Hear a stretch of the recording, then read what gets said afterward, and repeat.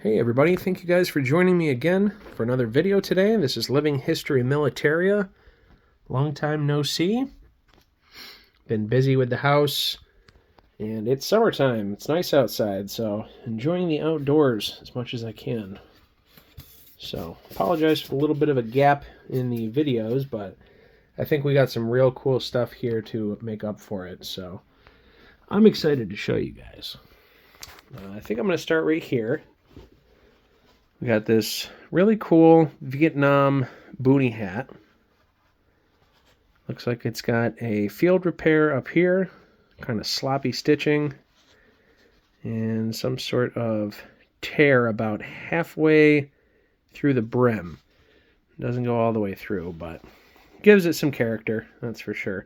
I got this for less than 25 bucks with shipping, so I was super excited about that, because I don't really have casual hats in my collection. It's mostly helmets.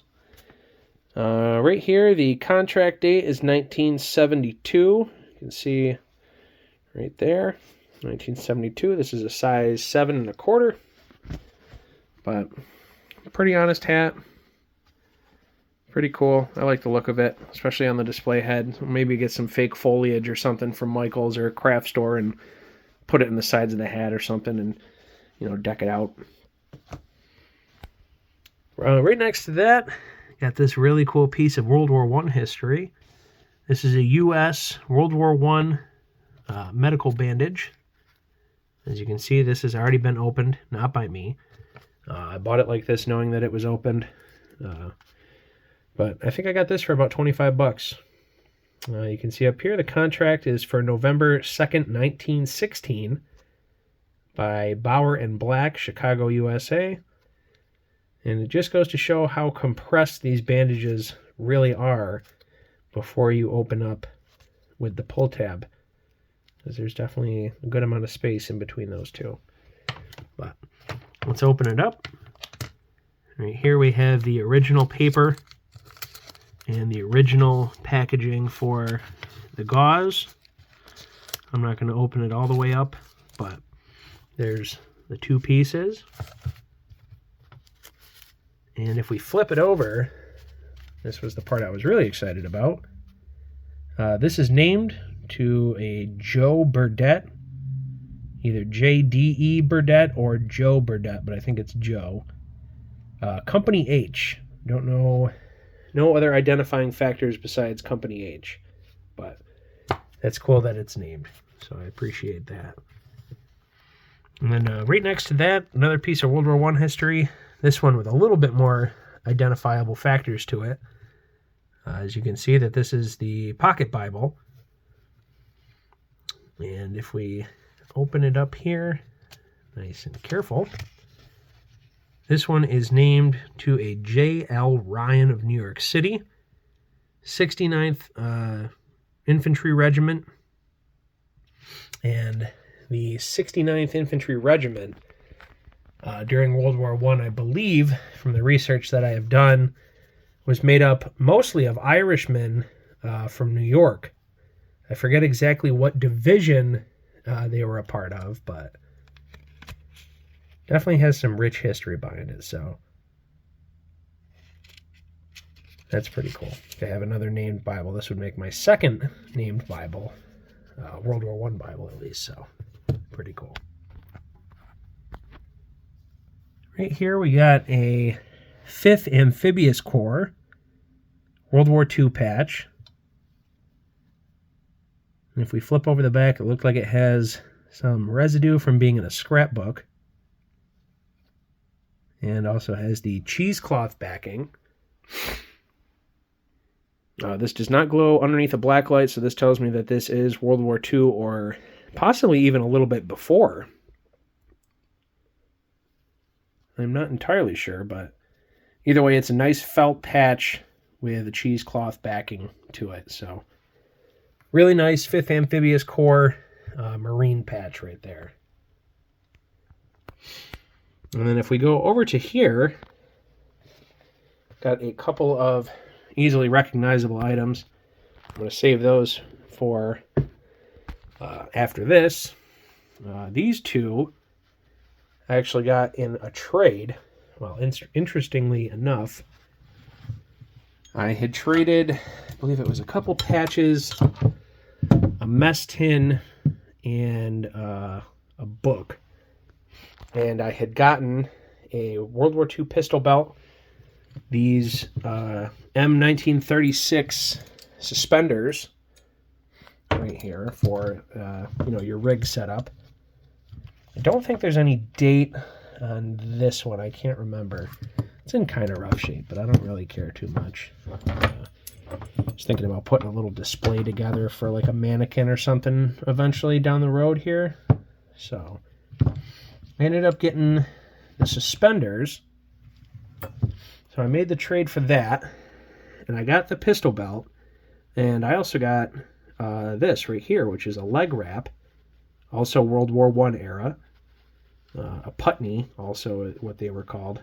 I forget the exact manufacturer. It might have been Davidson or something like that. It's on the tag in here, but I believe it's in the center side that's all rolled up. So I don't feel like unrolling all this right now, but here is what your U.S.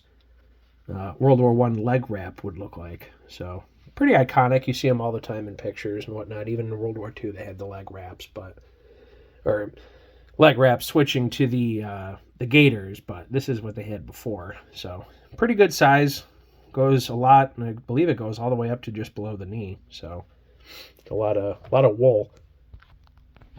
And if we set this aside, I ended up trading the pistol belt for these two items right here. Ended up getting a set of M1944 goggles and this reproduction Steel hand Granate. I probably butchered that. The steel hand grenade for the German army. But if we open up the goggles right here, obviously this is the original box, as you can tell.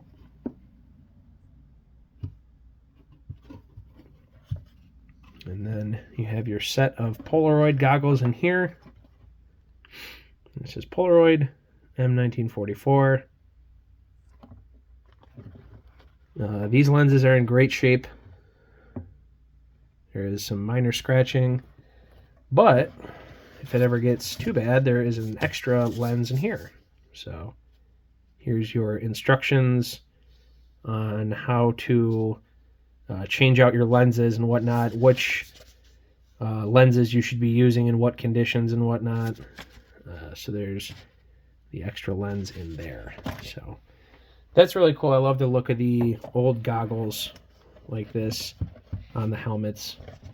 I think it really makes the helmet pop. I have another pair of M1944 sitting right here on this one. And then the Polaroid, I think that's the 1021 model, if I'm not mistaken, in that box. So this one doesn't have a box, but this one over here does. So I was really excited about that. And then the replica potato masher grenade right here. I got this as a freebie. The original trade was just the pistol belt for the goggles, and then my buddy threw this in. So I thought this would look cool in the display case. Pretty light, actually, lighter than I expected it to be, but obviously this is just a replica, and this would probably be filled with more ordnance than just a regular dummy grenade, but still, either way, I thought it was pretty cool. So I ended up throwing an enlisted man's cap in for that trade, so still think I got a good deal. And then right underneath that, I have an interesting piece right here. Disclaimer, this page does not in any way support the idealism of the Third Reich or Nazism or anything like that. This is all strictly for historical display purposes and learning. So right here we have what would be the center cutout for the German World War II flag, or a banner or pennant of some sort. This is about 13 inches across, so I'm not exactly sure what flag this would go on, but you can still see this is what it would appear come from the factory right off the production line, because it still has the dotted cutout line right here. And it looks like somebody had started to cut it out and then stopped. That's about all the info I got on it. But it's interesting because the cut is kind of symmetrical on both sides here. So I'm not sure what the intended purpose was. But this does not glow underneath a black light. And this would have been, your typical 2-piece or 3-piece flag from that time period. So a very interesting piece, but I thought it would display well in the cabinet right here of my other German stuff. So 2 cool items that I think will fit in the cabinet really well. And then last but not least, I got some really cool pictures here to go over with you guys.